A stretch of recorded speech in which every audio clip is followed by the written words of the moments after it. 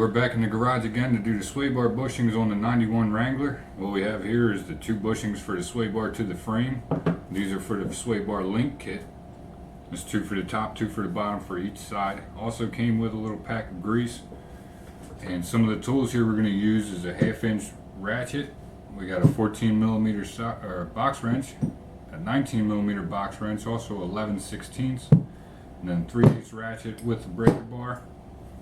All these here are 3/8 drives. We got a T55 Torx bit, 14mm deep socket, 19mm, 14mm, one of the universal joint, whatever you call them, and then another extension.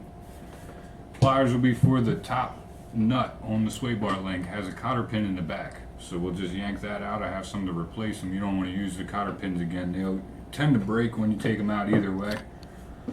This guy here, just in case we need help lining it back up with the new bushings in, and just in case I'm not strong enough to pop some of them nuts loose, we'll just throw that on the end of either ratchet and give her a yank. BB blasters on the bolts and nuts that we're going to be removing because it is old and it doesn't look like they've been off for a while, so hopefully it'll save something from breaking and my tools from breaking. So I jacked up to one side. We'll just do one side at a time, and then you turn the wheel to the outside, and that allowed us to have more room to reach our hands in there and see what we're working with. Alright, so here's the sway bar link, and this is what we need our 19mm for, because on the bottom is a 19, and on the back side here is the side with the cotter pin. It's also a 19, but we're obviously going to try to remove that cotter pin first. This was our 13/16, and that goes on, I believe it's the track bar, and that's what our T55 was for as well. This needed to get backed out some. We didn't have to take it all the way out, but we backed it out in order to get up into this one, which is our sway bar bracket. Without moving that, the threads were coming out and I couldn't get a socket or anything in there. And that's what the 14mm is for.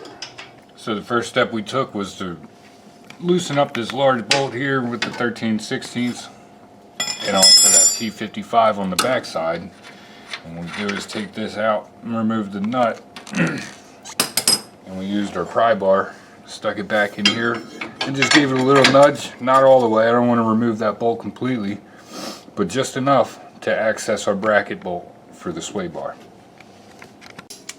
Alright, so now we're going to remove the first bracket for the sway bar itself. I consider them the sway bar 2 frame brackets, and those are the two 14mm bolts. They come out pretty easily, even though it is so old. I still had them soaking either way, but for this one, it's coming out pretty easily. Let's do a little bit at a time, that way it won't bend the bracket. It doesn't put all the pressure on just one bolt. And that's the second one, and let's see how bad that. Look, there's nothing left to the bushing. Holy, what happened? Alright, so this cotter pin we're going to go for, and that needs to come out in order to get this nut off, which is a 19mm. So what I'll do is just try to push it through, and that way I'll have something to grab on the other side. Just like that.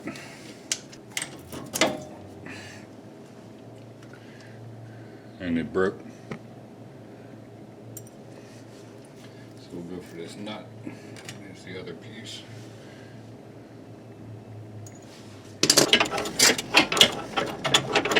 Top one's loose. I'm going to get this bottom one loose and see if we can just pull this link right off.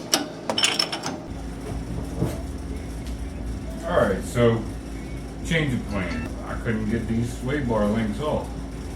Now obviously you can see I was able to get the bottom of it off.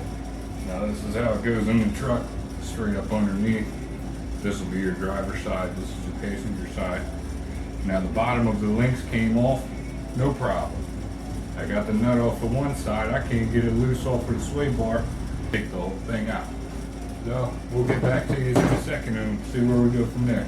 So we got the new bushing on the sway bar. We have grease in there. I put grease in before I put it on. It just slides right around it. It's real easy. So then you got to watch how you put your bracket back on because of the way that it's shaped. They're lined up. Alright, so we got it all lined up with the new bushing in there, the grease in there. We had to lower the jack some and take some of the pressure off in order to line it back up. So if you do end up jacking it up the way I did, you're going to have to lower the jack some so it relieves some of the pressure in order to get this bracket to fit back up in there. Same as the other, taking it off, just do a little bit on each side, that way it closes evenly. You don't want to just go ahead and tighten one side down all the way before you even get the other one in. You could have problems with lining your bolts back up. Careful. Twice in a row.